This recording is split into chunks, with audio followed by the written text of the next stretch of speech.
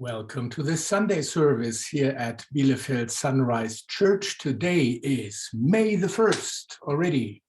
At Sunrise, we are an affirming community. We are open to all that are curious, seeking new believers, trying to find out together with us what it means to walk with Jesus in the 21st century. Church services start every Sunday at 10 a.m. on our homepage, as well as a sermon by Pastor Andy, usually at 5 p.m.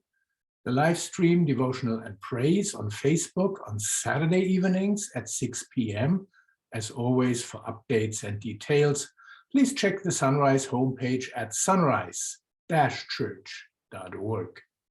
Please feel free to listen to the weekly praise playlist before or after the service, and also check out the Sunrise playlists available on the homepage and on Spotify and YouTube. Breakfast with Jesus, John 21, verses 1 to 14.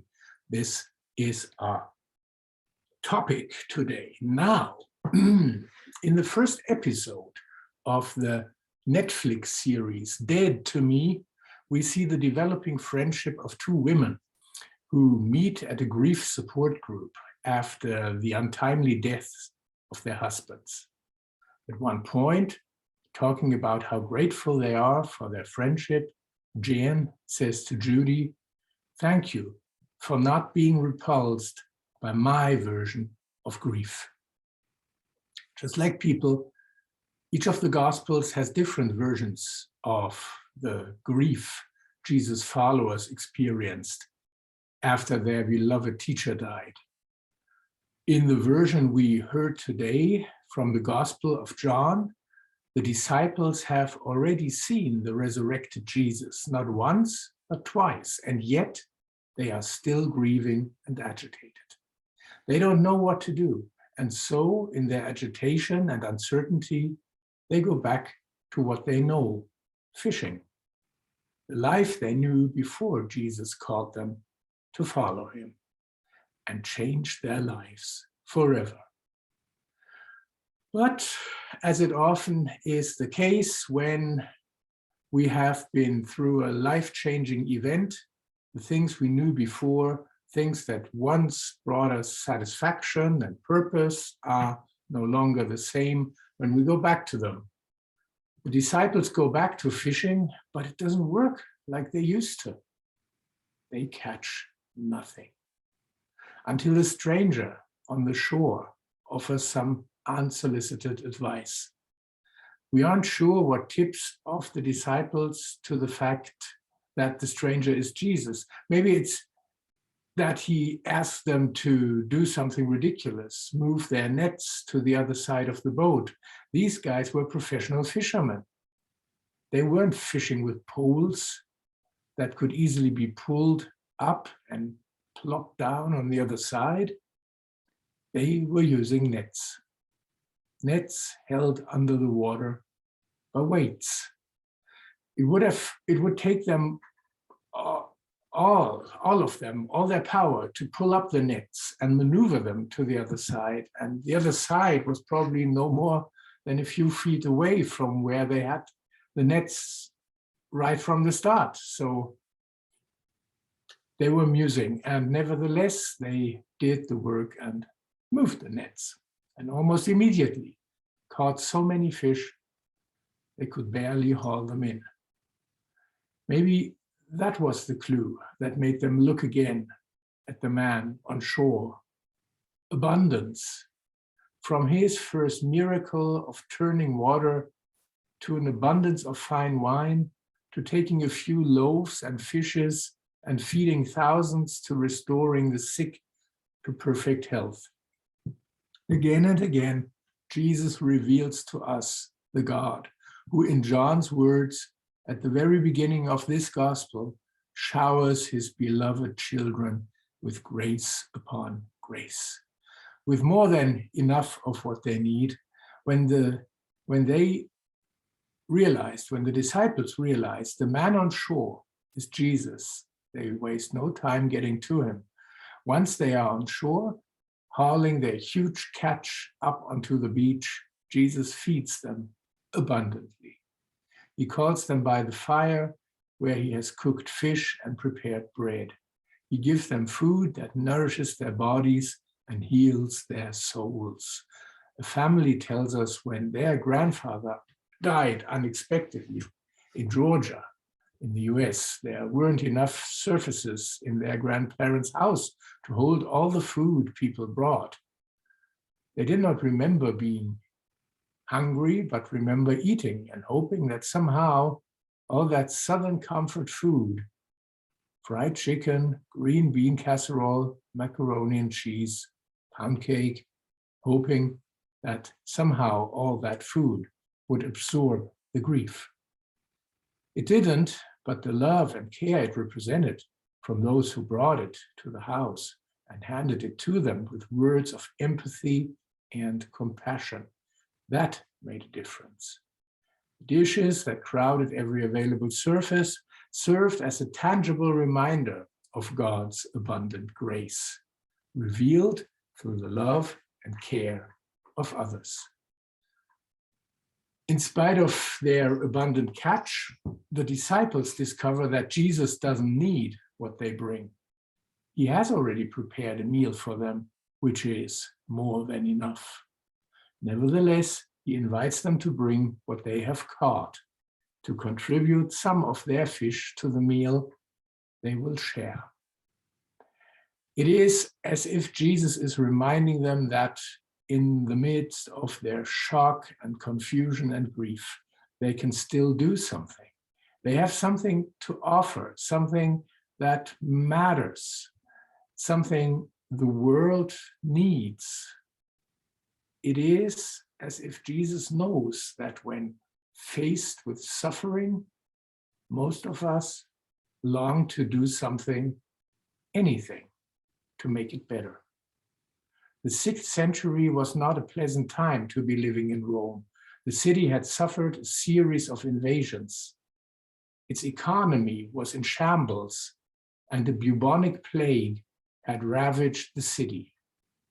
And yet, as a recent article reminds us, this century produced some of the greatest leaders the Church, including Benedict, who wrote rules that monasteries still use today, and Gregory, who left a monastery to become the Pope then. One of Pope Gregory's great contributions as a monastic turned Pope was to teach us about the value of prayer in the face of the world's suffering. The monks had learned that praying for the world was one of the most important things they could do, and they offered their prayers fervently and abundantly every day. Gregory taught that prayer begins with humility, the humility we feel when we see what he calls the agitation of the world, quote unquote, all the problems and suffering that we cannot, with our own efforts, solve. This humility leads us to prayer and contemplation through which we discover the overwhelming and abundant goodness of God. This experience of God's goodness transforms our humility of agitation into humility of gratitude, thanksgiving, that God bestows God's love and goodness on us and the world. This, Gregory says, is the journey of prayer, from humility in the face of the world's suffering to humility of thanksgiving for God's love and goodness. The disciples in today's story go fishing out of humble agitation. With Jesus gone, they don't know what else to do other than what they've always done. And the story ends with the disciples experiencing humility of gratitude. Jesus has met them where they are and given them what they needed and invited them to contribute what they can. It is impossible right now to deny the suffering in the world, which seems to come into sharper focus each day with reports of war, gun violence, poverty. We are all humbled by this and by our limitations, all our limitations in the face of suffering. regardless of who we are or where we are or what we can or can't do right now, we can take the humility we feel in the face of these challenges and channel it into our prayers, trusting that our loving God hears those prayers and will offer us glimpses of God's abundant goodness and grace, to which we respond in humble gratitude. Students in seminary every Friday in chapel celebrated communion by intinction, walking forward to take a piece of bread from a common loaf and dipping it into a cup of juice. One Friday, instead of letting them take a piece of bread just big enough to dip in the cup without getting the fingers in the juice, but small enough to politely put it in their mouth all at once, this professor holding the bread tore a huge chunk from the loaf and gave it to one student. She wasn't going to refuse it, but had no idea what to do with it. After dipping it in the cup and biting off as big a bite as she could, but that still left a good-sized chunk in her hand, she went back to her seat, holding the rest of the bread, and glanced around. That's when she saw that all the people around them were wrestling with the same dilemma. Some were trying to surreptitiously eat the rest of their bread. Others were nervously holding it.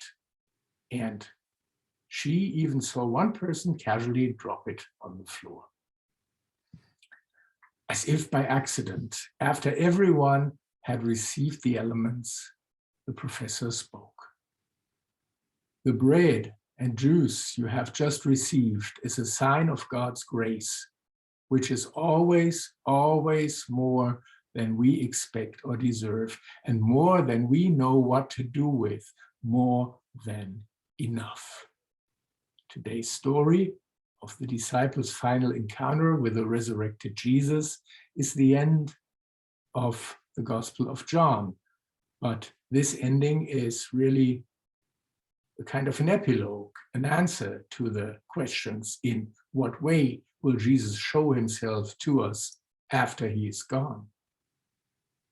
The answer is that Jesus shows himself to us now in the way he did from the very beginning, with grace upon grace, with astonishing abundance, with the invitation to follow him. Whatever we face today, may we know that God has given each one of us more than enough. God has invited us to follow our risen Lord, to do what we can to relieve suffering, to counter injustice, to reveal God's abundant and steadfast love to all the world. Amen.